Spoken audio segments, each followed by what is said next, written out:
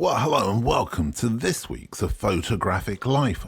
The first for some time where I'm on my own and reflecting on a cornucopia of different bits and pieces that I've been picking up on over the last few weeks.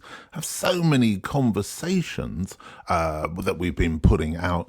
I hope you've been enjoying those, but also I hope you enjoy this pick and mix that I've got for you today.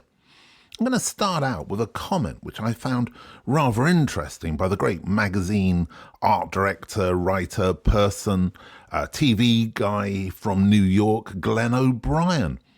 And it was a interview with him, a short film with him, talking about, I suppose in a sense, visual stimulation. And he said this: paintings are easy to live with. Photos are hard to live with. You have to rotate them. And I thought that was quite interesting because in a sense, I think that when we look at a photograph, we get a very kind of definite kind of message and we get a definite response that we give to that photograph so often. Of course, there are photographs out there which are a lot less obvious in their intention and their subject matter, but primarily I get what he's saying. Whereas a painting allows us to bring our own interpretation, and therefore that interpretation may change day to day. I wonder if you agree with him. I think I do, but I'm not sure. I recently saw a film on YouTube, a photographer talking about how you can make money from photography. I have to say I've been spending a lot of time on YouTube recently looking at this kind of material, primarily because we have our own YouTube channel now and I'm trying to do things differently. So the way to do that, I always think, is to have a look at what other people are doing. Anyway, this guy was giving out advice, and I have to say it wasn't complete 100% snake oil, but it wasn't far from that pure liquid. Anyway, alongside a number of kind of workshops and things that this photographer was offering was a portfolio review with the photographer's agent, and for that they wanted £250. Underneath the description said this: this is a 1-hour Zoom call with my agent where she will look at your body of work and advise how to create a more commercially viable body of work. Well, at £250 for a 1-hour Zoom call, I think the only commercial viability there is for the agent. Some of you listening may be aware of the work of Colin Wilkinson, who was behind Bluecoat Press, a photographic book publisher. He's now set up a new project, but anyway, he posted something on Facebook, which I'm going to read to you, which I thought was very interesting, and leads me to another discussion point. Anyway, let's kick this off. The screenshot, he says, shows the most funded UK photo book on Kickstarter. In fact, the most funded worldwide in the history of Kickstarter. It is not typical by any means. The average funding is nearer to £10,000 with around 200 backers, but it is an eye-catching example of the power of crowdfunding. As most of you know, I have used crowdfunding, specifically Kickstarter, since 2014. The first book I raised funding for was Peter Dench's The British Abroad, a very steep learning curve that relied mostly, almost solely I should say, on Peter's extensive contacts. We scraped through thanks to sponsorship from Olympus Cameras, and the experience was positive enough for me to use the platform again and again. In fact, over 30 times. I've learnt a great deal about the process, yet I am constantly surprised by how little has been published about the crowdfunding effect. Kickstarter claims it has raised $8.25 billion from 639,000 projects since it started in 2009. This is a worldwide figure for all categories, including gaming, technology and product innovation, which are the most heavily backed, but it is clearly an impressive figure. My research, says Colin, is restricted to UK photo book projects, which gives a more specific result. Kickstarter took time to get a foothold here, but to date, 497 photo book projects have been launched in the UK, although other categories such as publishing have been used, as I did for a couple of books and are not included in my stats. Of those 497 projects, 295, 60%, reached their target, meaning books by photographers such as Brian Griffin, Tish Murtha, Jim Mortran, Homer Sykes, Mark Wilson, and many more. Some good friends of the podcast there. And they've been published and added to our appreciation of photography. Across all creative forms, photography, literature, music, dance, design, etc., this effect has been quite profound, giving people a different channel for funding work. What I find surprising is that there is no book available about the crowdfunding impact on the creative sector. You can dig around the internet and find bits of information and statistics. In fact, you can also listen to our podcast with Mark Wilson talking about Kickstarter. But anyway, I'll continue with what Colin's saying here. With the ever-present likelihood of cuts to public art funding, there is a rewarding opportunity here for an enterprising researcher-writer to explore an important but underappreciated contribution to our creative landscape. Now, it was really a nice little piece there by Colin, and a good idea, I think, perhaps for somebody to consider. But the project that he was referring to was a book that had raised £334,170. The book is called The Wonderland Book, and it's in its 3rd edition, and the book to purchase is £99. Now, what's interesting about this to me, and maybe to you also, is that this huge amount of money has been raised not for a book by Cartier-Bresson or William Klein or Richard Avedon or any photographer that you might like to name from the sort of list of the greats. It's by a photographer who I'd never heard of.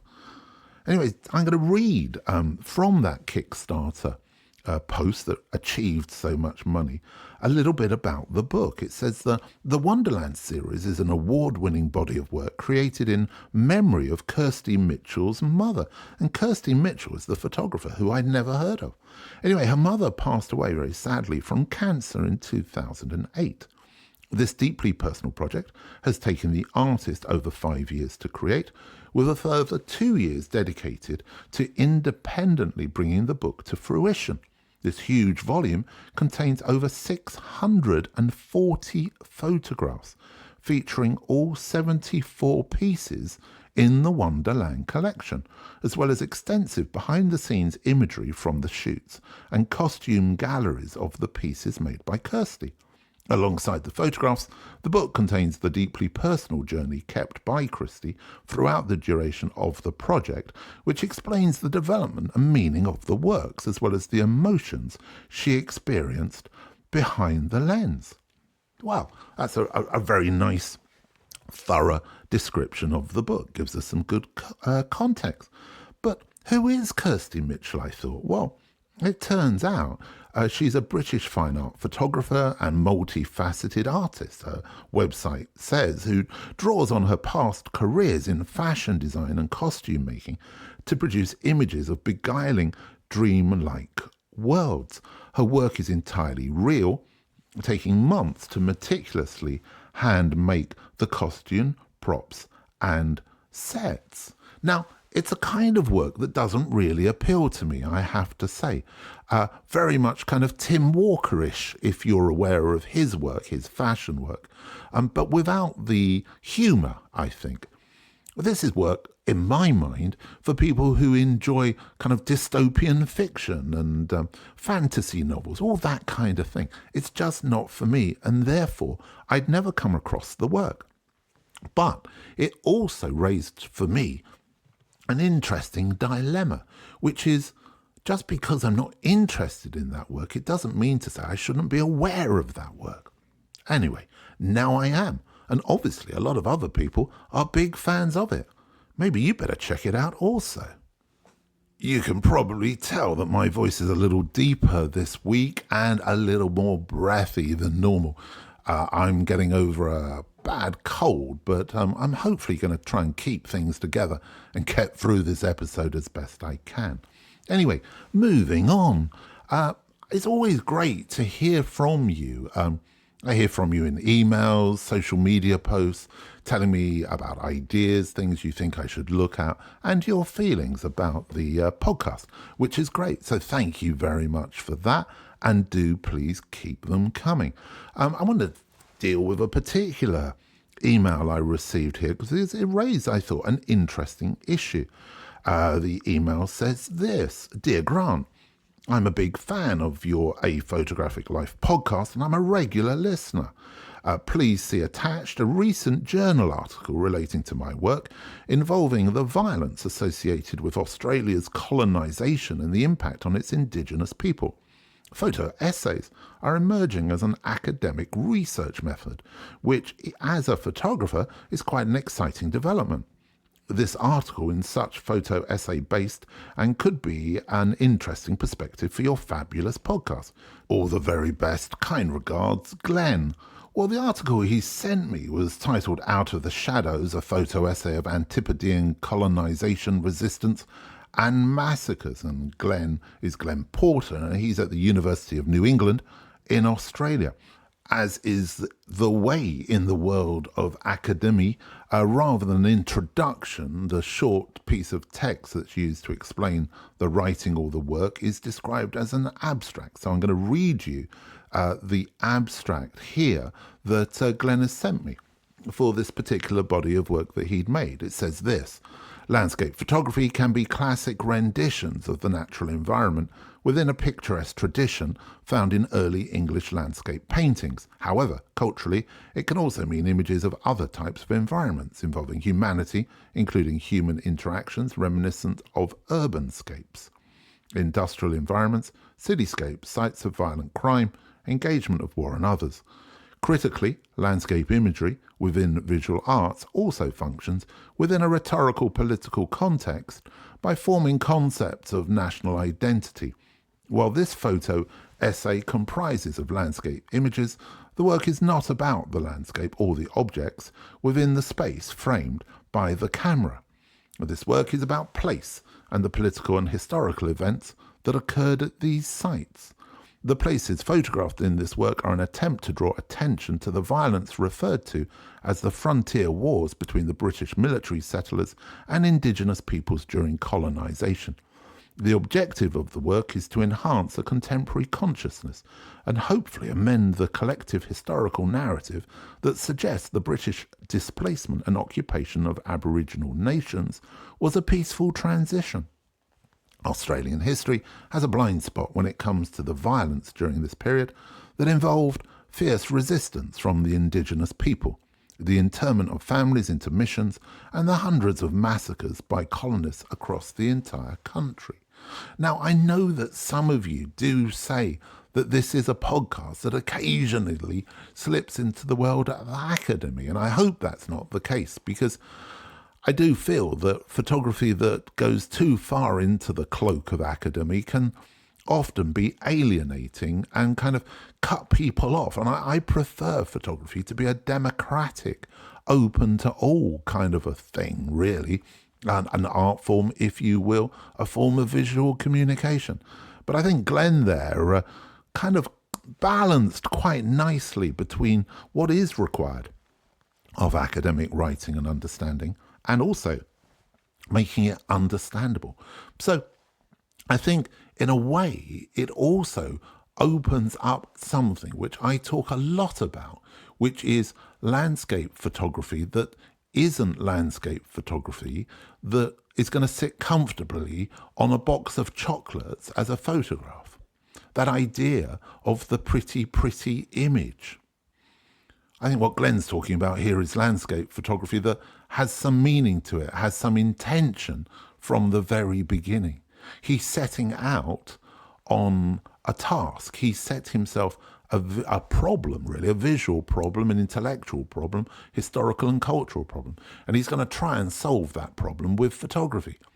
And to me, that's what a photographer is. They're a visual problem solver. So if you don't give yourself the problem, how are you ever going to solve it? So, thanks, Glenn, And if anybody else wants to send me their writings and work, you know how to do that, don't you? Just click on UnitedNationsOfPhotography.com and send me an email. As I previously mentioned, we now have a YouTube channel, and that YouTube channel is at UN of Photo. You can find it, obviously, just putting in at UN of Photo. I presume that's how you find things on YouTube. I'm learning as I'm going along.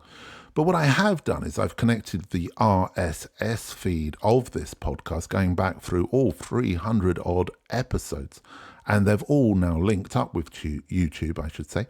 And they're available there for you as well as wherever you get your podcast from, only as audio. Of course, the previous podcasts are all audio only, as is this one, I should say. However, whenever I'm talking to a guest and we're having a conversation, whether that's Bill Shapiro or it's Fiona Hayes or any of the other conversations we have, they are available there in full glowing colour.